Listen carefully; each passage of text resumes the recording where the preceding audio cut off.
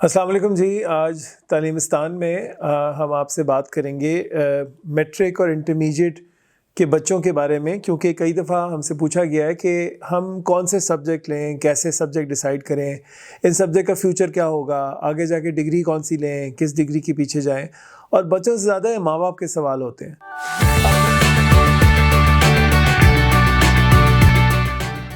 अब प्राइवेट स्कूलों में, जो अच्छे स्कूल हैं, वहाँ तो आपकी काउंसलिंग की जाती है, आपको बताया जाता है, माँ बाप को बिठाया जाता है, सब्जेक्ट टीचर्स बैठते हैं, आपको गाइड किया जाता है कि ओ लेवल्स में या ए लेवल्स में हमने क्या करना है।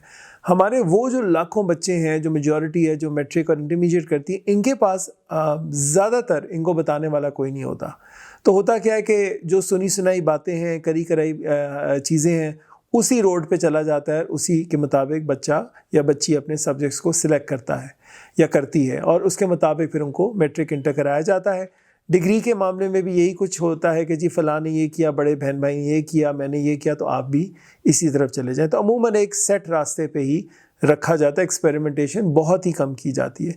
मगर इस सारी चीज़ में स्कूल का रोल अमूमन नहीं होता, और पेरेंट्स ही ज़्यादातर रोल, बल्कि मैं तो कहूँगा लड़के लड़कियों स्टूडेंट्स का भी रोल कम ही होता है, माँ बाप का रोल ज़्यादा होता है, और वही ज़्यादातर डिक्टेट करते हैं, बताते हैं कि आपने किस तरफ जाना है।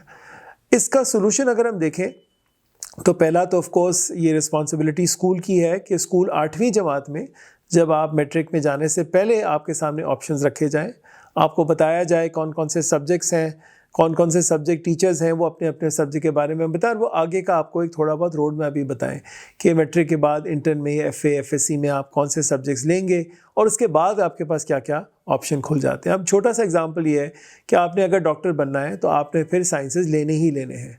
आपने मेडिसिन इंजीनियरिंग की तरफ जाना है तो आपने फ़िज़िक्स, केमिस्ट्री, बायोलॉजी पढ़नी ही पढ़नी है, और आपने एफएससी करनी है, उसके बगैर आप नहीं कर सकते। तो हाँ, मेडिसिन इंजीनियरिंग से पहले तो आपके कुछ ज़रूरी सब्जेक्ट्स हैं, कुछ प्री रिक्विजिट्स हैं जो आपने करने ही करने हैं। लेकिन और कोई भी प्रोफेशन आप उठाएं, उसका पीछे से कोई प्री रिक्विजिट नहीं है। तो आपने अगर इकोनॉमिक्स नहीं पढ़ी फॉर एग्जांपल, तो इसका ये नहीं मतलब कि आप बीएससी इकोनॉमिक्स नहीं कर सकते या आप एमबीए नहीं कर सकते। डॉक्टर्स एमबीए कर लेते हैं, तो ऐसी बात नहीं है। आपने लॉयर बनना है तो ये नहीं कि आप ए लेवल्स में भी लॉ लेंगे और आप लॉ फर्म में इंटर्नशिप करेंगे, यानी पूरी ज़िंदगी लॉ पढ़ेंगे, या आपने चार्टर्ड अकाउंटेंसी करनी है तो ओ लेवल से आपको अकाउंटिंग पढ़ाई जा रही है, ए लेवल में भी अकाउंटिंग, और आगे भी आप पूरी ज़िंदगी वही करें। यही हाल मैट्रिक इंटरमीडिएट में भी है कि मेडिसिन और इंजीनियरिंग के अलावा, मैं रिपीट कर रहा हूँ, कोई ऐसा प्रोफेशन नहीं है जो आप नहीं कर सकते अगर आपने उनके सब्जेक्ट्स को पहले ना पढ़ा हो। डॉक्टर इंजीनियर बनने के लिए हमें बायोलॉजी, फिज़िक्स, केमिस्ट्री ज़रूरी है हमारे लिए, और वो भी पाकिस्तान में इंजीनियरिंग स्कूल्स हमसे फ़िज़िक्स और मैथ्स के साथ केमिस्ट्री भी मांगते हैं। दुनिया में अब इंजीनियरिंग करने जाएँ तो मैथ्स और फिज़िक्स मांगा जाता है, केमिस्ट्री नहीं मांगा जाता एज अ सब्जेक्ट।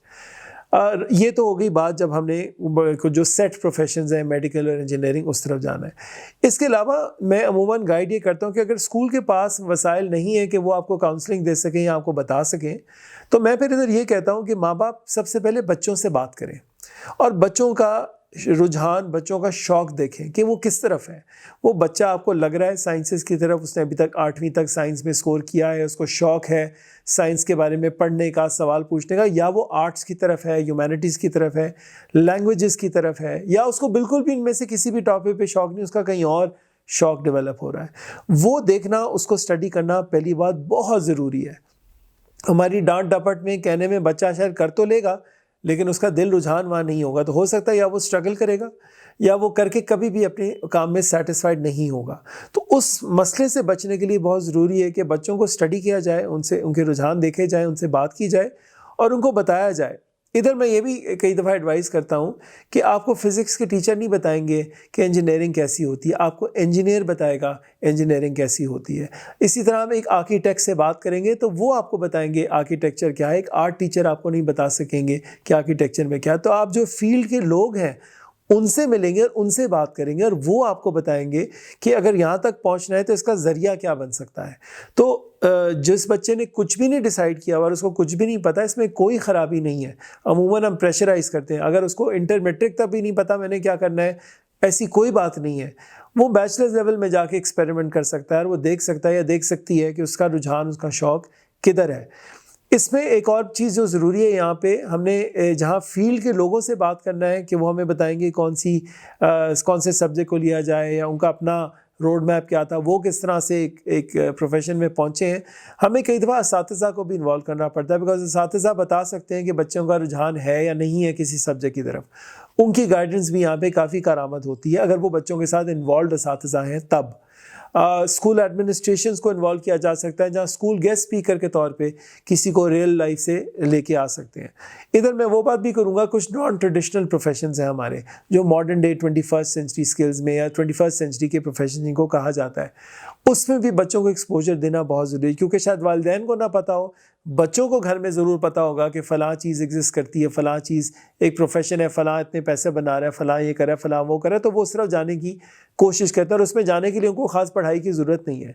तो इस लिहाज से बड़ा ज़रूरी है कि सब्जेक्ट सिलेक्शन में बच्चों को हिस्सा बनाया जाए, ना कि बच्चों को सिर्फ बताया जाए कि आपने क्या करना है। ये बात मैट्रिक में भी अप्लाई करती है, ये बात एफएससी मैट्रिक और इंटरमीडिएट में भी अप्लाई करती है।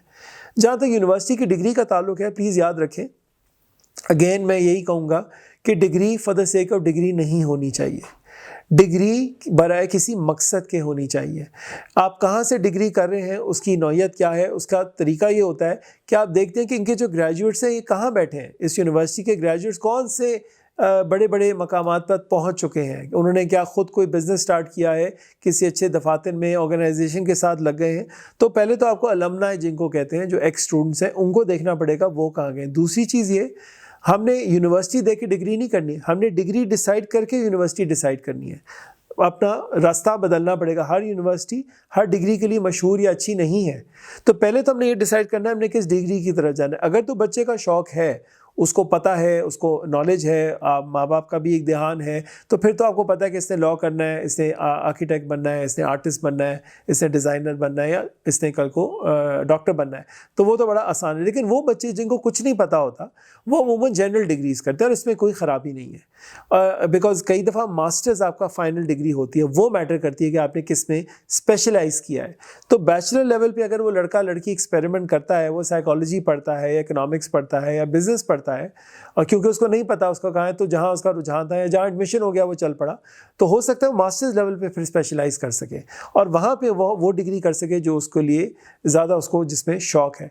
तो उन बच्चों के लिए प्रेशराइज़ करना कि नहीं तुम डिसाइड करो, बताओ, उस बच्चे को नहीं पता चलेगा उसने क्या बताना है। तो ख़ास तौर पे अगर उसको नहीं पता, तो ज़बरदस्ती एकदम से आपकी डांट से उसको पता नहीं लग जाएगा। तो इसका सलूशन ये होता है कि उसको एक्सपोजर दिया जाए और उसको फ्रीडम दी जाए, और जैसा मैंने बताया उसको स्टेक होल्डर बनाया जाए कि चूँकि ज़िंदगी आपकी है, डिसीजन आपकी, तो आपका इनपुट भी उतना ही ज़रूरी है शायद जो गाइडेंस हम आपको दे रहे हैं।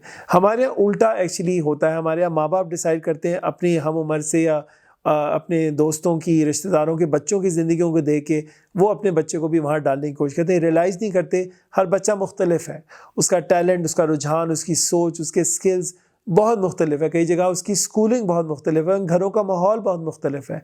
तो ज़रूरी नहीं कि अगर एक बच्चा निकला, उसने फ़िज़िक्स पढ़ी और वो कल को पायलट बन गया, तो आपका भी बच्चा वैसे ही रूट उसी रास्ते पे जाके वही चीज़ बन जाएगा और उतने ही पैसे या उससे ज़्यादा पैसे बनाएगा।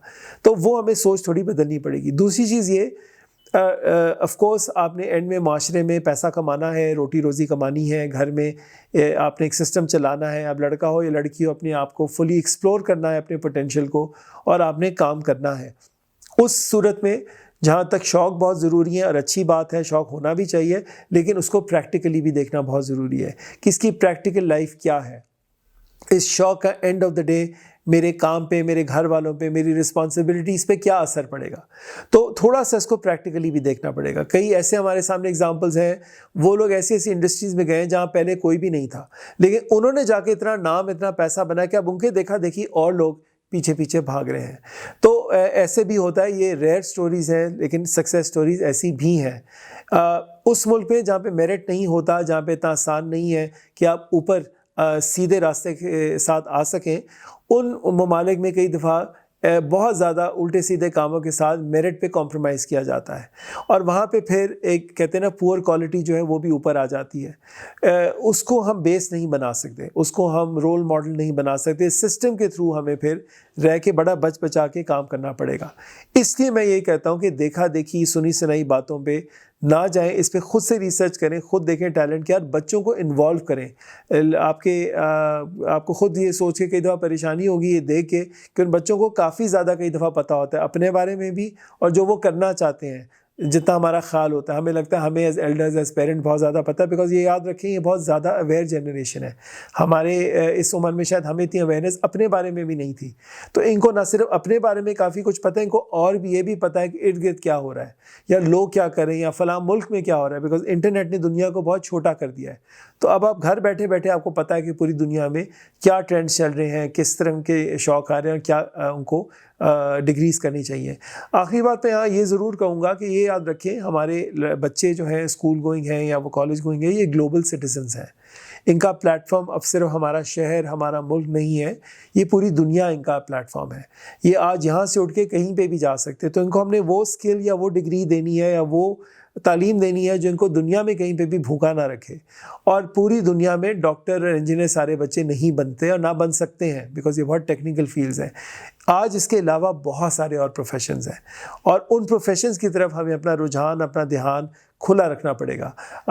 10-20 साल पहले कोई अगर बात करता कि इन्फ्लुएंसर भी एक प्रोफेशन है या सोशल मीडिया एक्सपर्ट्स भी कोई प्रोफेशन है, तो हम उस पर हंसते कि ये चीज़ क्या है। आज आप देखें 10 साल में ही दुनिया कितनी बदल गई है, पिछले 5 सालों में आप देखें दुनिया कितनी बदल गई है। तो आगे 5-10 सालों की प्रेडिक्शन हम नहीं कर सकते, ये ज़रूर कर सकते कि दुनिया बदली भी होगी। उसके लिए फिर हमें अपना ध्यान रुझान खुला रखना पड़ेगा और देखना पड़ेगा कि बच्चों को हम कैसे बेहतर गाइड कर सकते हैं। ऐसे मामलात को लेकर कोई सवाल, कोई कमेंट, कोई डिस्कशन आप करना चाहें, प्लीज़ ये जो नीचे ईमेल एड्रेस आ रहा है हमें लिखें और हम ज़रूर इसका जवाब आपको देंगे। शुक्रिया।